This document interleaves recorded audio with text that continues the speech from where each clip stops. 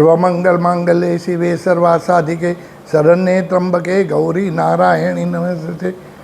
Cosmic ગાઈડન્સમાં હું જ્યોતિષ આચાર્ય કીર્તિકુમાર અમરીશભાઈ વ્યાસ આપ સર્વ જ્યોતિષ રસિકોનું ઉષ્માભર્યું સ્વાગત કરું છું.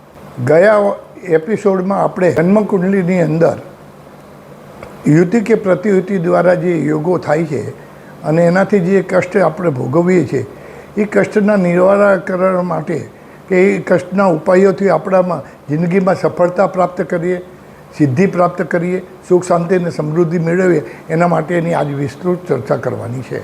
હવે આજે જે આપણે યોગો વિશેની વાત કરશું જન્મકુંડલીની અંદર, તો જાતકને જે સ્થાનોમાં એ યોગો થતા હશે અને જ્યાં થતા હશે એ સ્થાનોનું એમને અહીંયાની જે તકલીફો મુશ્કેલીઓ છે એવી રીતના એમને ફળ મળશે. પહેલું સૂર્યચંદ્ર અમાસ યોગ. અમાસ એટલે મન અને આત્માનું એક મિલન થાય છે. મન અને આત્મા જ્યારે મિલન થાય ત્યારે નવું કંઈ સર્જન થાય છે.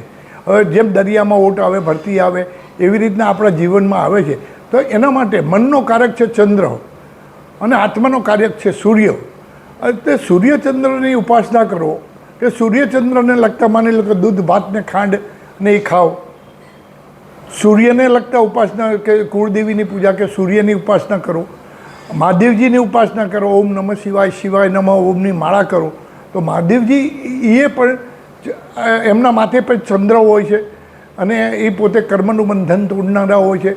અમાસ યુગમાં આવતી જે આફતીઓના કારણે આપણે જીવનમાં ચંચળતા આવે, સ્થિરતા આવતી નથી. સૂર્યચંદ્ર અમાસના યોગના કારણે કંઈક ને કંઈક 15 દિવસ સારા જાય તો 15 દિવસ ખરાબ જાય, આવી રીતના જિંદગીમાં ચાલતા રહે.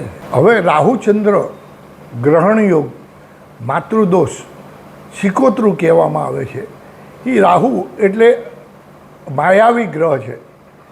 રાહુ અમૃત પીધેલો ગ્રહ છે. રાહુ એ આંધળો ગ્રહ છે. હવે ચંદ્ર એની જોડે આવવાથી આપણને કંઈ સામે વસ્તુ પડી હોય તો દેખાતી નથી. એટલે આપણા કુટુંબમાં કોઈ સ્ત્રી ઓચિંતાની ગુજરી ગઈ હોય એને માતૃદોષ, શિકોતરું કે ગ્રહણ યોગ કહેવાનું. એટલે આપણી જિંદગીમાં નાના નાના મોટા કંઈક ને કંઈક ગ્રહણો આવતા હોય, જેવી રીતના શરીરમાં, ધંધામાં, કુટુંબમાં આ બધા ગ્રહો આવતો હતો. એના માટે છે ને પિતૃ તર્પણ કરવું, પિતૃની વિધિ થાય છે. ભાગવત સપ્તાહ બેસાડીને થાય છે. સિદ્ધપુર જઈને માતૃશ્રાદ્ધ કરવાથી પણ થાય છે. ઘરમાં પાણીયારે આડીને ઊભી વાટનો દીવો કરવાથી થાય છે.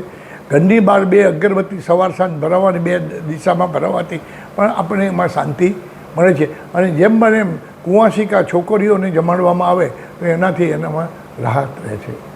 હવે સૂર્ય રાહુ પિતૃદોષ થાય છે. હવે પિતૃદોષ તો ધારો કે તમે કોઈની જમીન લીધી હોય, એના કુટુંબનું કોઈ ગુજરી ગયું હોય, ઓફિસ લીધી હોય તો ઓફિસમાં કોઈ એવું ગુજરી ગયું હોય, જમીન લીધી હોય ખેતીની લાયક, તો એમાં એ રીતે તો એ પિતૃ એના છે કે ઘરના છે એ જોવું પડે. એના માટે પિતૃના આપણા જે સરાવતા તર્પણ વિધિ કરતા હોય એમને પૂછવું પડે કે આપ કેવી રીતના. ઘણાના શરીરમાં આવીને પણ પિતૃઓ વાત કરતા હોય છે. અને પિતૃઓ એ આપણો વંશ વેલો વધારનાર અને સુખ સંપત્તિ આપનારા છે. જ્યાં સુધી પિતૃ મોક્ષ નહીં થાય ત્યાં સુધી આપણી કુળદેવી કોઈ કામ કરતી નથી. પહેલાં આપણે જન્મીએ છીએ ત્યારે મા બાપનું નામ આવે છે, મકાન મિલકત મળે છે, અને પછી કયા કુળમાં જન્મ્યા છે એ કુળની દેવી આવે છે. એટલે જ્યાં સુધી પિતૃદોષમાંથી મુક્તિ નહીં મળે ત્યાં સુધી કુળદેવી કોઈ કામ કરતી નથી. ઘરમાં કંકાસ રહ્યા કરે, જમવામાં કાકરીવાર આવે, એકબીજાના મનમેળ રહેતા નથી, ધંધા રોજગારમાં આવે, બીમારીઓ નાની મોટી આવે રાખે. તો માટે આડીને ઊભી વાટનો પાણીયારે દીવો કરવો, ઘીનો, ઓમ પિતૃદેવતાભ્યો નમઃ એનો મંત્ર બોલી, સર્વ પિતૃ કે જ્ઞાત કે અજ્ઞાત જે કોઈ પિતૃ હોય અમને સુખ શાંતિ આપો અને અમારો વંશ વહેલો વધારો, એવું આપણે કહેવું પાણીયારે દીવો કરતી વખતે. બીજું, બપોરે 1 થી 3 પીપળે પાણી રેડવાનું રાખો. 1 થી 3 પીપળે પાણીમાં ચંદન છે, ચોખા છે એ લઈ માથાથી ઊંચી હાથ કરી અને બપોરે પીપળે તમે કહેશો કે બપોરે 1 થી 3 પીપળે કેમ? કે સવારે વિષ્ણુનો વાસ હોય છે પીપળામાં, બપોરે પિતૃનો વાસ હોય છે અને સાંજે મહાદેવજીનો વાસ હોય છે. સાયન્સ પ્રમાણે ગણવા જઈએ તો સવારે વિષ્ણુ પ્રાણવાયુ આપે છે એટલે વિષ્ણુ કહેવાય છે, અને સાંજે મહાદેવજી સાંજે અંગારવાયુ થાય છે એટલે મહાદેવજી કહેવાય છે. અને બપોરે 1 થી 3 ઝાડ નીચે સૂઈ રહેવાથી આપણને નીંદ સારી આવી જાય. તો મા બાપના ખોળામાં સૂવાથી આપણને નીંદર આવે છે. એટલે બપોરે રાહુકાળ કે જે કંઈ કહીએ છીએ એમાં પિતૃનો વાસ હોવાથી એ પિતૃને તર્પણ કરવાથી એમની મુક્તિ થાય છે, એ શાંત થાય છે. આપણે કોઈ બી માણસ ઘરે ગુસ્સે થઈને આવ્યો હોય એને પાણી પીવડાવો કે ચા પીવડાવો એમ શાંત થાય, એમ પિતૃના નામથી તર્પણ કરવાથી પિતૃની તૃપ્તિ પૂરી થાય છે અને આપણી ઈચ્છા પૂર્ણ કરે છે. હવે બીજો યોગ એવો થાય છે કે રાહુ મંગળનો વેદ યોગ. મંગળ એ બ્લડનો કારક છે અને રાહુ અજ્ઞાત, અદૃશ્ય, આકાશગમન કરનારી ચીજ એનો છે.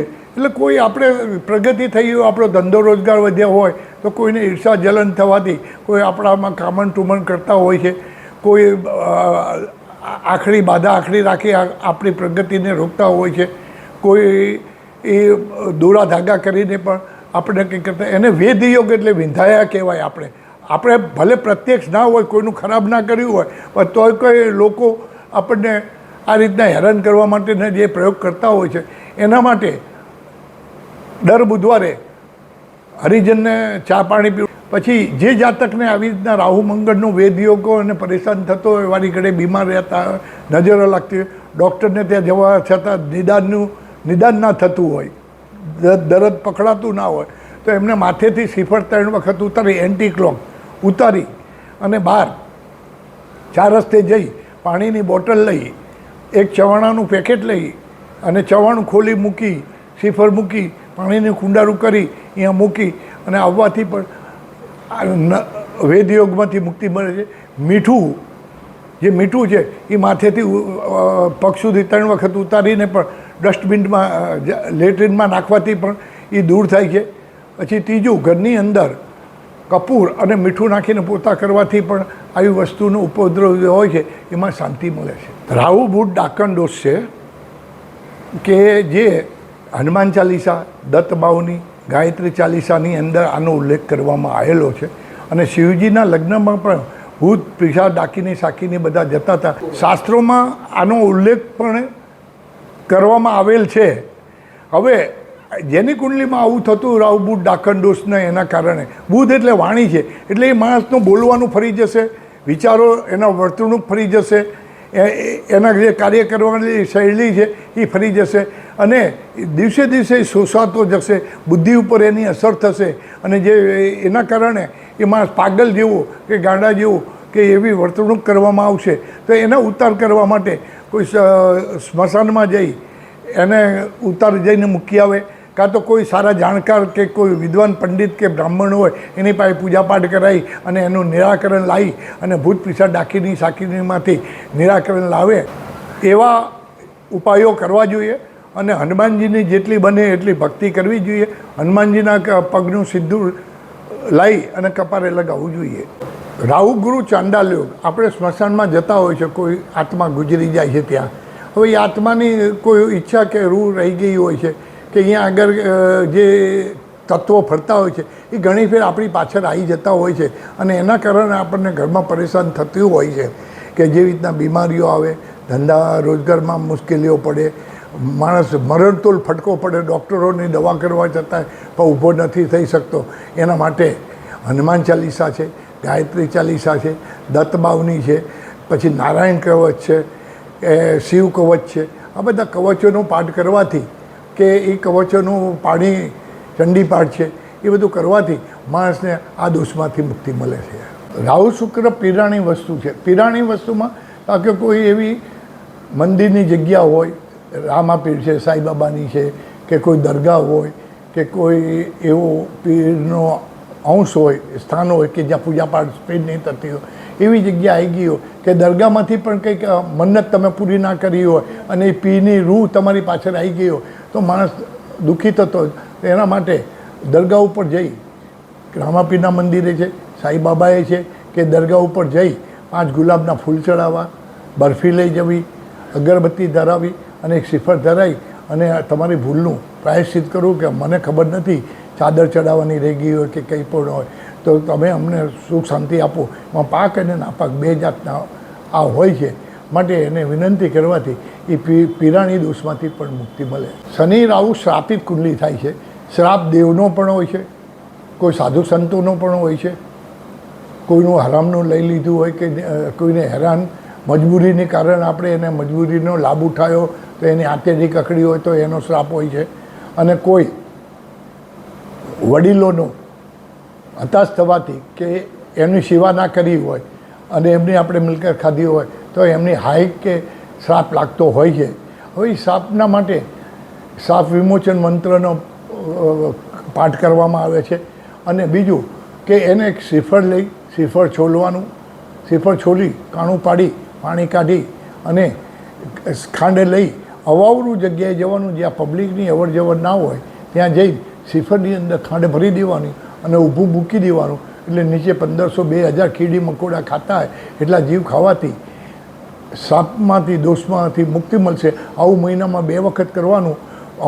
એકમથી પૂનમમાં કોઈ બી દિવસે અને પૂનમથી અમાસમાં કોઈ બી દિવસે એવું 5 કે 7 મહિના કરશો એટલે 10 કે 12 વખત તો તમારા સાપમાંથી તમને મુક્તિ મળશે. હવે દારિદ્ર યોગ એવું છે, યશોધર મહેતાના નિયમ પ્રમાણે કે કુંડલીમાં 5માનો માલિક 6 કે 8મે હોય, ભાગ્યનો માલિક 6 કે 8મે હોય તો દારિદ્ર યોગ થાય છે. હવે દારિદ્રતા શરીરની પણ હોય છે, વાણીની પણ હોય છે. પોતાની પાસે નોલેજ હોય તો એ નોલેજ વ્યક્ત નથી કરી શકતા અને પૈસાની પણ દરિદ્રતા હોય છે.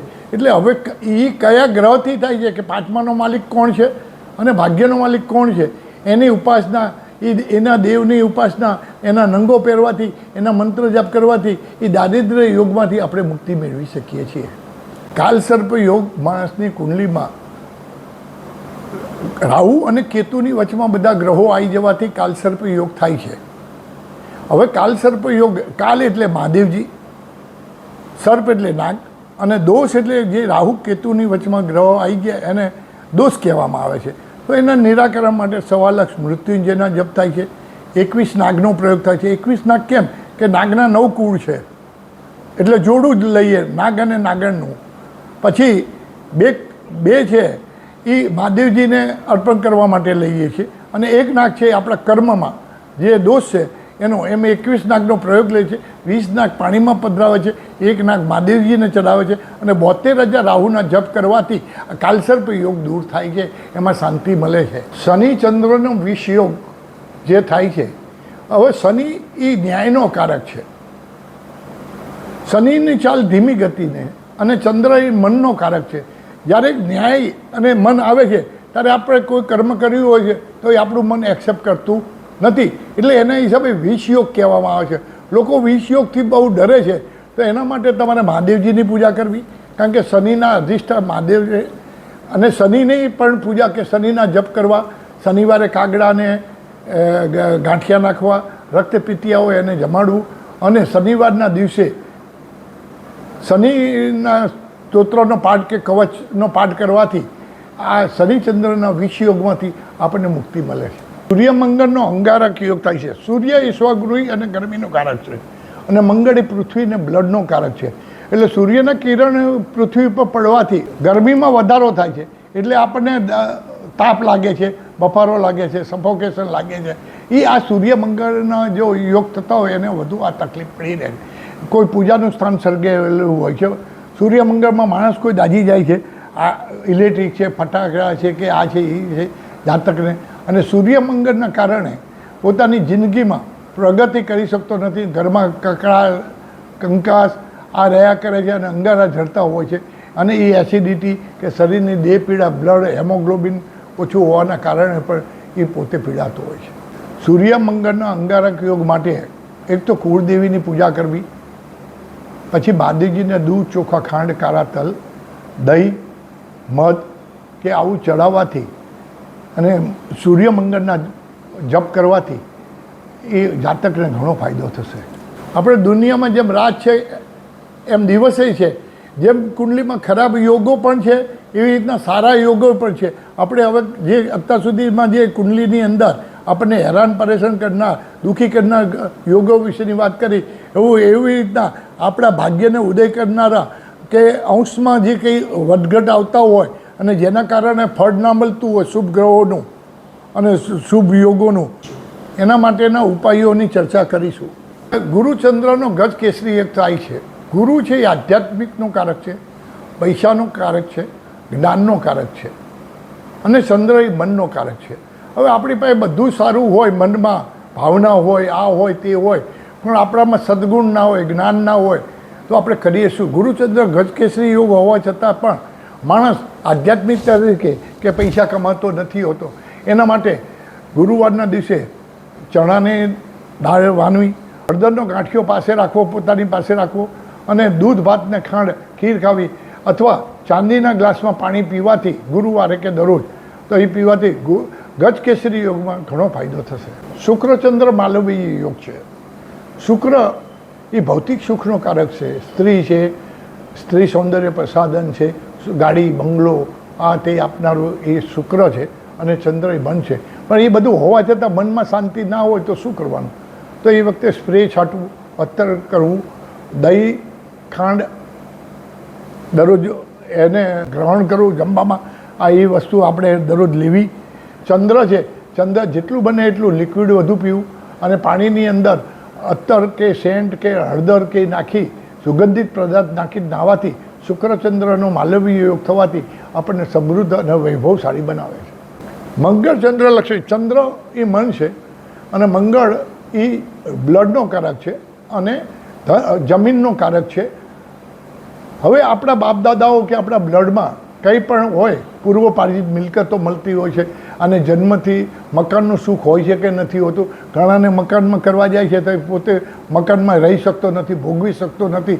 તો મંગળચંદ્રનો લક્ષ્મી, પૈસા પણ આવતા હોય છે, પણ પૈસા પણ ચંદ્રના અંશ ઓછા હોય, કે ચંદ્ર બીજી રાશિમાં બેઠો હોય, મંગળ પણ દુશ્મનની રાશિમાં બેઠો હોય, કે કંઈ પણ હોય, તો લક્ષ્મી યોગ હોવા છતાં પણ લક્ષ્મીના મળતા નથી. એટલે લક્ષ્મી સૂક્તનો પાઠ કરવો, ચંદ્રને લગતા પાઠ કરવા, અને માતાજીને દર મંગળવારે કમળ લક્ષ્મીજીને જઈને ચડાવવું, અને પીળું ફૂલ ચડાવવું, વ્હાઈટ ફૂલ નહીં ચડાવવાનું, માતાજીને પીળું ફૂલ ચડાવવું, કમળ ચડાવવા, કે લક્ષ્મીજીની કૃપા થશે. મંગળચંદ્ર લક્ષ્મી યોગમાં લાભ થશે.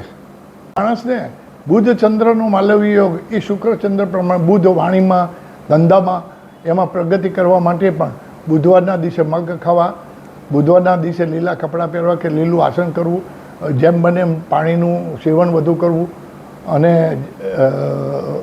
ચોમાસાના એટમોસ્ફિયરમાં ઝાડપાનને પાણી પાવું, ભલે આવતું હોય પણ ડેલી જો ઝાડપાનને પાણી પાવાથી ચંદ્ર પણ પવિત્ર થશે, મનને શાંતિ મળશે. અને બુધ વાણીના ભાગમાં એ સોપારી છે, કોઈ એવી ગંગાજળની જે પેક કરેલું ગંગાજળ આવે છે તો એ મૂકવાથી પણ બુધ ચંદ્ર માલવીય યોગમાં ઘણો ફાયદો થશે. હવે બીજો યોગ થાય છે બીજે, છઠ્ઠે, આઠમે ને 12મે. જ્યારે ગ્રહ હોય ત્યારે અદ્ભુત ચોકડી યોગ કહેવામાં આવે છે. પછી પાપ ગ્રહ હોય કે શુભ ગ્રહ હોય, યશોધરના મહેતાના નિયમ પ્રમાણે અને શાસ્ત્રોના નિયમ પ્રમાણે બીજે, છઠ્ઠે, આઠમે ને 12મે. બીજું સ્થાન એ દેહ ભુવનથી ધનસ્થાન થયું. છઠ્ઠું સ્થાન એ પત્ની સ્થાનથી 12મે થયું, એટલે એનાથી આવે છે. આઠમું સ્થાન એ પત્ની સ્થાનથી બીજે થયું, અને 12મું સ્થાન એ જાતકને પોતાનાથી 12મે સ્થાન થાય છે. એટલે જે ચોકડી સ્કેર પડવાથી એની જે ઉર્જા કે એની જે હોરા હોય છે ચારે દિશામાંથી એ માણસને પ્રાપ્ત થતી હોય છે. એના હિસાબે બીજે, છઠ્ઠે, આઠમે ને 12મે ગ્રહો હોવાથી લક્ષાધિપતિ યોગ બને. સ્વપાર્જિત એટલે પોતાની જાત મહેનતથી એ માણસ આગળ આવે છે અને આવે છે.